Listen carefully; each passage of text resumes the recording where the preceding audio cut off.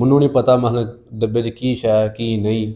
ਅਜੇ ਤੱਕ ਦਿਮਾਗ ਜਿਹੜਾ ਨਾ ਉਹ ਹਜੇ तस्लीम कर ही नहीं रहा कि मतलब कोई दुनिया तो गई है कि नहीं। अभी तो वो बोल नहीं सकता बेचारा, छोटा सा है। जी जी। जब बड़ा होगा क्या वो इस मुआशरे से सवाल नहीं करेगा कि मेरा क्या कसूर था जो मेरी माँ को छीन लिया गया। ज़्यादा ਵੱਡਿਆ ਹੋ ਕੇ ਆਪਣੇ ਪਿਓ ਨੂੰ ਸਵਾਲ ਪੁੱਛੇ। जी बिल्कुल। ਆਪਣੇ ਪਿਓ ਨੂੰ ਪੁੱਛੇਗਾ ਮੈਂ ਕਿ ਤੇਰੀ ਮਾਂ ਸੀ ਤੇ ਮੇਰੀ ਮਾਂ ਨਾਲ ਕੀ ਕੀਤਾ। ਮਾਰ ਕੇ ਸਾਹਮਣੇ ਛੱਡ ਦੇਣਾ ਸਿਰਫ ਜੋ ਕੁਝ ਪਹਿਲਾਂ ਕੀਤਾ ਨੇ ਉੱਥੋਂ ਤੱਕ ਛੱਡ ਦਿੰਦੇ ਫਿਰ ਹੀ ਬੰਦਾ ਸੋਚ ਲੈਂਦਾ ਚਲੋ ਚਲੋ ਛਾਂ ਜਿਹੀ ਛੱਡਿਆ ਨੇ। ਇਹ ਸਮਝ ਲੱਗਦੀ ਕਿ ਮੈਂ ਜਿਸ ਟਾਈਮ ਸਭ ਕੁਝ ਹੋਇਆ ਬੱਚਾ ਕੀ ਮਹਿਸੂਸ ਕਰਦਾ ਹੋਏਗਾ। ਮੈਂ ਦੇਖ ਲਿਆ ਉਸ ਟਾਈਮ ਸਭ ਕੁਝ ਜੋ ਜਿਹੜੀ हजे तक ਉਹਨੇ किसी औरत को गया ही नहीं हो हजे तक। अस्सलाम वालेकुम नाज़रीन, आपका उस्मियार आज आपकी खिदमत में हाजिर है। मैं एक बार फिर गाँव कोट मंड में मौजूद हूँ और ज़ारा मर्डर केस आपने ज़ाहिर है कि सुना शुरू से लेके एंड तक। अभी जो मुलजमान हैं वो भी जुडिशल हो चुके हैं। जो इस वक्त ज़ारा के जो भाई हैं हैदर अली इस वक्त मेरे साथ मौजूद हैं। जब भी बहन का नाम आता है, बहन का जिक्र आता है, ये छुप कर भी कमरे में बैठ के रोते हैं। जब भी कोई इनसे बात उनके बारे में करता है तो ये इन अशकबार हो जाते हैं, परेशान हो जाते हैं। इस वजह से ये अभी तक मंजर यहाँ पे नहीं आए थे। एक दो बार इन्होंने इंटरव्यू दिया हुआ है। आज हम इनसे बात करेंगे। इनका जो वक्त है ज़ारा के साथ बहुत अच्छा गुजरा। 1 साल बड़ी थी इनसे। बहन भाई का जो प्यार होता है वो तो सबसे बढ़ के होता है। उनकी बहन भी एक थी और उसके साथ इस कदर जुल्म और सफाकियत की इंतहा की गई कि इंसानियत शर्मा गई। ज़ारा का एक 2 से 2.5 साल का एक बच्चा भी है जिसके सामने ये सारा जुल्म किया गया। उसकी माँ के साथ जो जुल्म हुआ, इस वक्त हैदर भाई से जानते हैं। अस्सलाम वालेकुम। जी वालेकुम सलाम। हैदर भाई कैसे हैं आप? ये ठीक अल्लाह पाक। हैदर भाई बहुत ज़्यादा जुल्म हुआ, बहुत ज़्यादा हमें अफसोस है इस बात का। हमें क्या पूरे पाकिस्तान को अफसोस है। पूरा पाकिस्तान करब के आलम में मुब्तला है जैसा कि बेटी के साथ जो जुल्म किया गया। जी खैर वो सारी स्टोरी सुनी हुई है, आपके वाला साहब ने बताई, सब ने अपने इंटरव्यू में बताई है। वो जी जी। ज़ारा का एक बच्चा है जो 2-2.5 साल का है, उसके सामने उसकी वालदा के साथ जुल्म किया गया। जी। वो रोता रहा, चीखता रहा, बिलखता रहा। वो बच्चा किस हाल में है?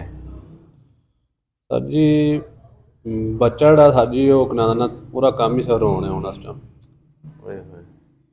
ਉਹ ਸਵਾਏ ਆਪਣੇ ਪਿਓ ਕੋਲ ਤੇ ਸਾਡੇ ਤੋਂ ਮੇਰੇ ਤੋਂ ਇਲਾਵਾ ਕਿਸੇ ਹੋਰ ਕਿਸੇ ਕੋਲ ਨਹੀਂ ਜਾਂਦਾ।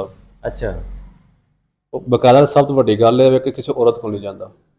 किसी किसी भी औरत के पास नहीं जाता? नहीं। कोई भी औरत उसे पकड़ती है तो रोता है वो? जी किसी औरत के पास नहीं जाता, सिर्फ मेरे पास आता जहाँ अपने बाप के पास। तो ये सब आपकी नज़र में ये सारा क्या माजरा है कि ऐसा क्यों हुआ? शायद उसने देख लिया सब कुछ, शायद इस वजह से कर रहा है वो। ज़ाहिर है कि हर बच्चे की अपनी माँ के साथ तो बड़ी अटैचमेंट होती है। मोहम्मद शाफे जो है उसकी अपनी वालदा के साथ अटैचमेंट कैसी थी? सर साजी हो रही अपनी माँ ने अटैचमेंट से हाँ किसी और दूसरे बंदे है ही कोई नहीं हो रही। सही है। साढ़े को नहीं सी आंदा। ठीक है उसने अपनी माँ नाल सी मैनू ये नहीं समझ लगती कि मैं जिस टाइम सब कुछ होया बच्चा की महसूस करता होगा उस टाइम। सही है। शायद उन्हें देख लिया उस टाइम सब कुछ जो जी हजे तक उन्हें किसी औरत को गया ही नहीं हो हजे तक। ठीक है बहुत ज़्यादा डरदा है वो, रोंदा है हर वक्त। फिर अपने वाला साहब को जाता किसी और दूसरे बंदे को नहीं जाता जहाँ मेरे को आंदा। अभी तो वो बोल नहीं सकता बेचारा, छोटा सा है। जी जी। जब बड़ा होगा क्या वो इस मुआशरे से सवाल नहीं करेगा कि मेरा क्या कसूर था जो मेरी माँ को छीन लिया गया?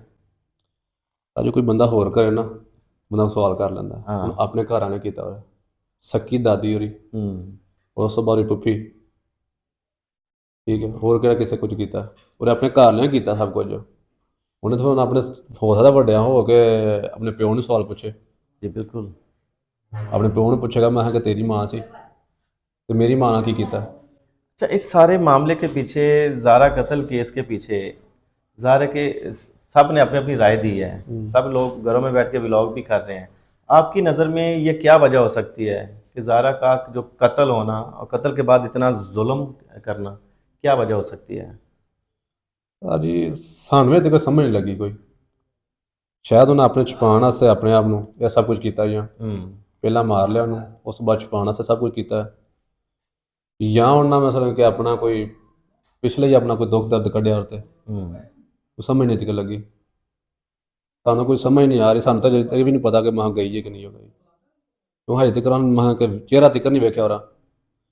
ठीक है एक डब्बे चाहिए डब्बे जाके ही कर रहे हैं सब कुछ। सानू तो कभी पता ही नहीं आया ਸਾਨੂੰ ਜੀ ਹਮੇਸ਼ਾ ਮਹਿਸੂਸ ਇਹੀ ਹੁੰਦਾ ਕਿ ਸਾਡੇ ਕੋਲ ਹੈ। इस माशरे में जो एक मिसाल बनी हुई थी हैदर भाई कि अगर कोई अपना मारेगा तो वो छाँव में फेंकेगा।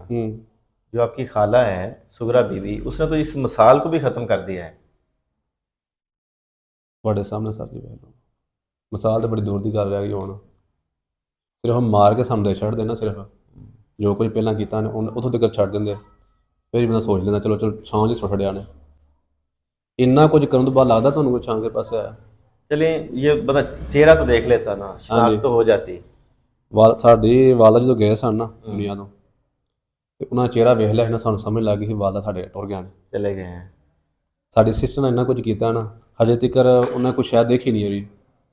ਠੀਕ ਹੈ, ਮੈਂ ਬਾਹਰੋਂ ਆਇਆ, ਬਾਹਰੋਂ ਆਣ ਕੇ ਮੈਂ ਸਿਰਫ ਕੰਧੇ ਦਿੱਤਾ, ਸਿਰਫ ਮੈਨੂੰ ਨਹੀਂ ਪਤਾ ਮਤਲਬ ਡੱਬੇ 'ਚ ਕੀ ਸ਼ੈ ਕੀ ਨਹੀਂ।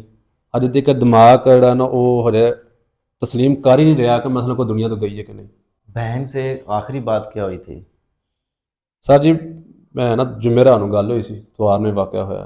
अच्छा, ठीक है। क्या बात हुई थी? भैन ना गल सो अपनी घर दी गल्लां होंदियां, बस सिर्फ है कि की दसिए सारी बहुत लंबी गल हुई सी उन्हां। बाकी उधर उन्होंने दस्सिया कि मेरी अज जिहड़ी ना सस वो अज मेरे तो खफा है। सही है कि मैं उन्हें बड़ा राजी रखे है, पर अज पता नहीं की गल, अज मेरे तो खफा क्यों है। यह उन्हें मेरे नाल गल की थी लास्ट टाइम उन्हें, तो उस बाद कोई एडी ज़्यादा गल नहीं हुई है। ठीक है, इतवार दिन मैं गल नहीं करता किसी नाल भी, घर भी मैं सवार तो बाद मैं हर एक नाल गल करना। बाकी हुण पछताना कि मैं शायद एक बारी होर गल कर ਲਾਂ, एक दो बारी चलो उन्हें वक्त तो आया ही है, शायद एक बारी होर एक अद्धी बारी गल हो जाती है। पर इन्ना होया कि लास्ट टाइम जिहड़ा ना कदी अज तक इंज होया नहीं। पर जुमेरात उन्होंने अपना फेस विखाया मैनूं। अच्छा हाँ, कभी उन्हें बकायदा उन्हें कॉल करके वीडियो कॉल कर अपना फेस नहीं विखाया। कुदरत जो कोई मिस्टेक हो गई है, कैमरे तो हाथ लग गया, यानी सामने बैठी है, उन्हें फिर 1 मिनट कैमरा ऑन रहने दिता है। भाई कुदरत जो डब्बों ही करे इंज। भाई ने बहन का चेहरा देख लिया। हाँ, लास्ट टाइम मैं वो देखा। जो बहन और भाई का जो रिश्ता होता है वो किसी भी तारफ का महताज तो होता ही नहीं है, बड़ा अजीज रिश्ता होता है वो। जब भी अभी भी मिसालें बनी हुई हैं कि जब भी किसी छत के ऊपर कौवा बोलते हैं ना, तो बहन तो ये कहती है कि मेरा भाई आएगा। हाँ जी। तो अकेली बहन आप लोगों की, मेरे ख्याल में तो मैं दर्द महसूस आप लोगों का कर सकता हूँ और शायद कोई भी ना कर सकता हो। कोई लफाज ही कुछ मैं की बोलना।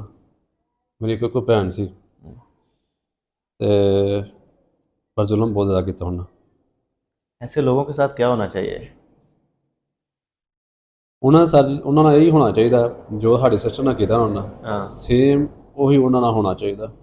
ਸੇਮ ਕਾਨੂੰਨ ਸਾਡਾ ਉਹਨਾਂ ਨਾਲ, ਕਾਨੂੰਨ ਜਿਹੜਾ ਸਾਡਾ ਸੇਮ ਵਾਰਦਾਤ ਉਹਨਾਂ ਨਾਲ ਉਹੀ ਕਰੇ, साढ़े दिल में तसल्ली तो आई होनी। नहीं, कानून उनके पीस तो नहीं कर सकता, उनका चेहरा उनकी शनाख्त तो नहीं मिटा सकता।